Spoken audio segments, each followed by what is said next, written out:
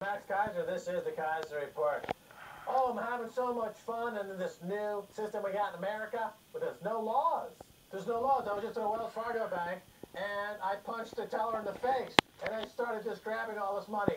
Then I went outside, and I said, look, I'm John Stone. I'm the CEO of Wells Fargo. I can just steal money. I'm Warren Buffett. I can just steal money, and there's no laws against it. That's the new paradigm in America. It's no more laws for stealing money. Go outside right now. Remember Soupy Sales said go into your mom's wallet, dad's wallet, take out money, and send it to me, Soupy Sales. He got in trouble for that. Hey, guess what? I'm going to tell you, kids, go into your mom and dad's wallet, take out the green stuff right here, and send it to John Stump or Warren Buffett. Because guess what? It's no longer against the law. Stealing is legal in America. Go punch somebody in the face and take all their money. Be like John Stump. It's all legal now. Of course, you were just being satirical there. You know, we have to say that for British audience. But yeah. Because they don't have the revolutionary American spirit as we do here. But of course, in America, there's this great debate going on about how to make America great again. Hillary Clinton, of course, says America's already great. We're the indispensable nation. We're American exceptionalism.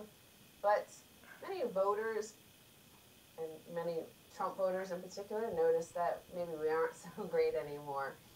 So I want to turn to this headline, and it's from The Atlantic, and they are agreeing, essentially, what we have been saying for years, and that is finance is ruining America. In Greenwich, Darien, and New Canaan, Connecticut, bankers are earning astonishing amounts. Does that have anything to do with the poverty in Bridgeport, just a few exits away? There's a few exits on the I-95. Now, I grew up in Connecticut, so I know Connecticut well, and Bridgeport area has the highest inequality rates in America. Number 2 is Hartford area, where the rest of the finance sector, the fire sector, insurance, reigns in Hartford. So here in this area, they say that the average income of the top 1% of people in the Bridgeport, Stamford, Norwich metropolitan area, which consists of all of Fairfield County, plus a few towns in neighboring New Haven County, is $6 million, 73 times the average of the bottom 99%, according to a report released by Economic Policy Institute in June. This makes the area one of the most unequal in the country. Nationally, the top 1% make 25 times more than the average of the bottom 99%. So, of course, in this area, you have all the hedge funds, many hedge funds. In America, Ray Dalio's hedge fund, he's one of the biggest hedge fund managers. You also have many corporations like General Electric, who I believe is just exiting the state, but they've been there since 1974. You have all the big banks like UBS, they're in Stamford. So, you know, the banking sector is a lot associated with Connecticut. Well, it's discrimination against the law-abiding. Yes. And the moral. If you are law-abiding, you are discriminated against in America. If you break the law, then you are allowed, you are lauded, you are applauded, you are given extra bonuses. This is an amazing development for folks.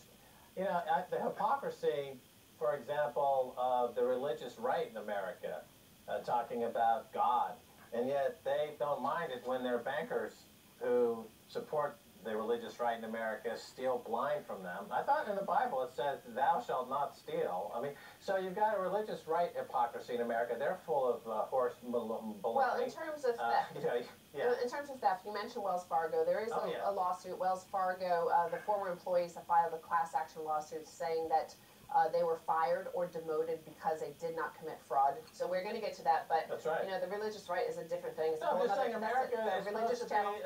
You mentioned America, the city on the hill. It's a city on a pile of dog poop, based on stealing that was engineered by the kleptocrats and the worst among us. And so, it's a plague. It's a virus. I mean, we developed a virus against polio. Can't we develop a virus that'll euthanize bankers like Buffett? To help America? That would help America. So in America, one of the reasons why we have this finances ruining America, why America is not so great anymore, is because much of policy, much of tax policy, much of fiscal policy, much of monetary policy, much of government policy, military policy is all about basically collateralizing and leveraging up everything. It's all about finance, it's not about manufacturing.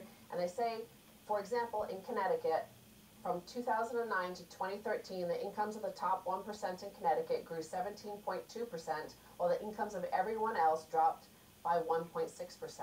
As wealth grows in Connecticut, the state's biggest city, Bridgeport, is left behind. The poverty rate in Bridgeport has increased from 18% to 20% from 2007 to 2015, according to a report from the nonprofit Connecticut Voices for Children.